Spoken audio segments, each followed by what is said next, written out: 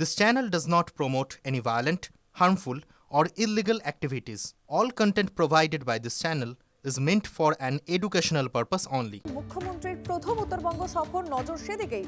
বাগডোগরা থেকে সোজা দার্জিলিং মোড়ে বিজেপির পার্টি অফিসে বিজেপি বিধায়ক শঙ্কর ঘোষের উদ্যোগে মুখ্যমন্ত্রীকে সংবর্ধনা জানানো হবে। উত্তরকন্যায় উত্তরবঙ্গের জেলাগুলি নিয়ে প্রশাসনিক বৈঠক, কোন প্রকল্পের কি হাল তা খতিয়ে দেখা আর রোডম্যাপ ঠিক করতেই এই বৈঠকগুলি সূত্রের খবর।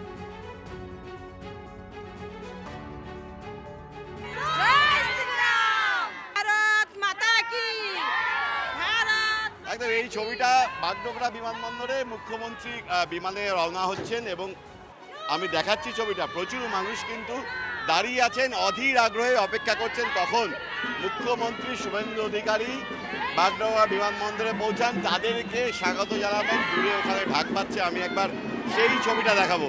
দূরে এখানে ঢাক পাচ্ছে, দেখো ঢাকিরা আছে কয়েকজন, তারা ঢাক নিয়ে রেডি আছে, প্রচুর ঢাক রয়েছে। মুখ্যমন্ত্রী ঠিক যখন এসে পৌঁছবেন সেই সময়কালে কিন্তু ঢাক বাজিয়ে মুখ্যমন্ত্রীকে স্বাগত জানানো হবে।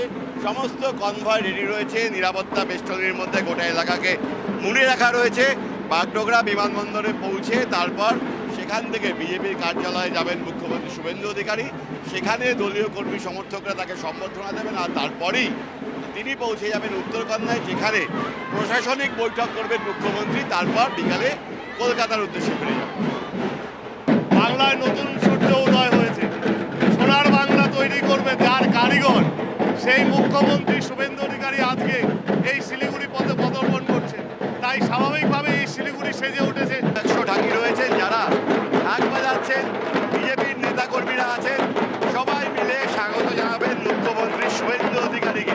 এই গাড়িতে চড়বেন মুখ্যমন্ত্রী, সেই গাড়ি কিন্তু ইতিমধ্যে এসে গিয়েছে। কনভয় প্রস্তুত, নিরাপত্তা বেষ্টনীর বলয়ে এই গোটা এলাকাকে মুড়ে রাখা হয়েছে।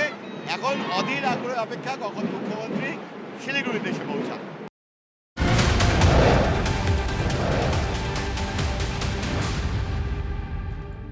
সীমান্তে কাঁটাতারের জন্য আজই বিএসএফকে জমি হস্তান্তর করতে চলেছে রাজ্য। দেশের অভ্যন্তরীণ নিরাপত্তা ও সীমান্ত সুরক্ষায় বিএসএফ এর হাতে জমি হস্তান্তর। আজ বিকেলে এই জমি হস্তান্তর করা হবে বলে প্রশাসনিক সূত্রে খবর। শিলিগুড়ি করিডোরে নিরাপত্তা জোরদার করতে চিকেন স্নেক এলাকায় প্রায় 120 একর জমি কেন্দ্রের হাতে তুলে দেওয়ার সিদ্ধান্ত নেওয়া হয়েছে।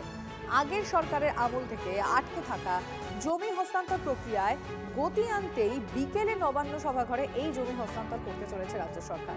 সরকারে আসার পরে মুখ্যমন্ত্রী পদে বসার পর প্রথম মন্ত্রিসভার বৈঠকে শুভেন্দু অধিকারী 45 দিনের মধ্যে বিএসএফকে প্রয়োজনীয় জমি হস্তান্তরের নির্দেশ দিয়েছিলেন। আমাদের সরকার স্পষ্ট করে দিয়েছে, আমাদের মাননীয় মুখ্যমন্ত্রী শুভেন্দুদা স্পষ্ট করে দিয়েছেন যে আমরা পুরো 550 কাছাকাছি 550 কিলোমিটার যে ফাঁকা সীমান্ত আছে তার পুরোটা ফেন্সিংয়ের জন্য যা যা করা দরকার আমরা করব। আমরা কেন্দ্র সরকারের, আমাদের মাননীয় মুখ্যমন্ত্রী কেন্দ্র সরকারের হাতে জমি তুলে দেবেন, ধাপে ধাপে দিচ্ছেন। উত্তরবঙ্গের 100-র উপরে দেওয়া হয়ে গেলে এবার উত্তরবঙ্গে পুরো ফেন্সিং হয়ে যাবে। তো এর ফলে চোরাচালান, ডেমোগ্রাফিক চেঞ্জ এগুলো বন্ধ হবে, ভারতবর্ষ অনেকটা বেশি সুরক্ষিত হবে।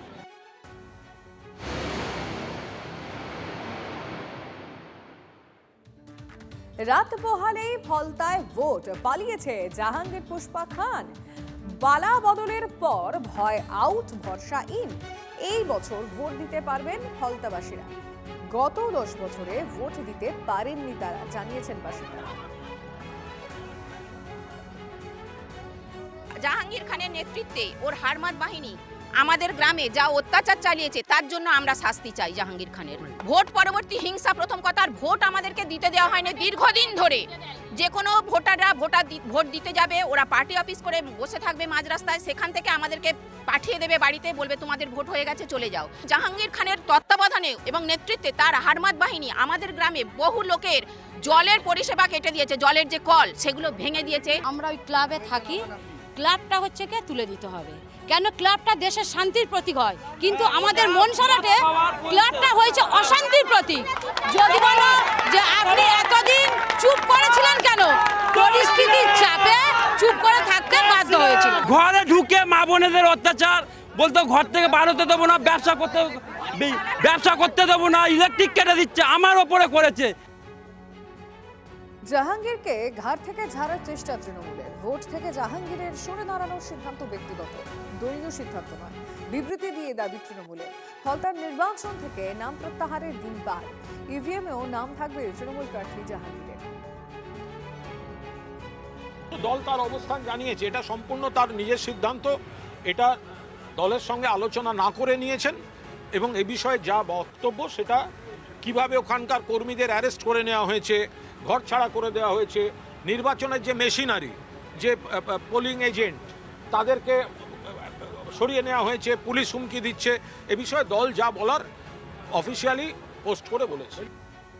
এবার অভিষেক বন্দ্যোপাধ্যায় জাহাঙ্গীর খানকে পুরো ওই এলাকা সহ ওই জেলার পুরো সাম্রাজ্য তার হাতে তুলে দিয়েছেন এবং most trusted lieutenant of Abhishek Banerjee, কাকে মারতে হবে, কাকে ধরতে হবে, কোন ডাক্তারবাবুর বাড়ি বুল্ডোজার দিয়ে ভেঙে দিতে হবে, কারকে উচ্ছেদ করতে হবে, হিন্দু মুসলমান নির্বিশেষে সবার উপরে অত্যাচার করেছে, হিন্দুদের উপর বেশি করেছে। তো তার প্রচারে বা তিনি অভিষেক বন্দ্যোপাধ্যায় যাননি এখনো পর্যন্ত। দ্বিতীয়ত যে তিনি নমিনেশন তুলে নেবেন বা বলছেন যে আমি লড়াইয়ে নেই, নমিনেশন তোলার সময় নেই যদিও টেকনিক্যালি, আর সেটা পার্টি জানে না, পার্টির সর্বোচ্চ নেতৃত্ব জানে না। তো ভাবতে হবে তাহলে পার্টিটা কিভাবে চলছিল, আদৌ কি পার্টিটা এখন আছে নাকি তৃণমূল নির্মূল হয়ে গেছে।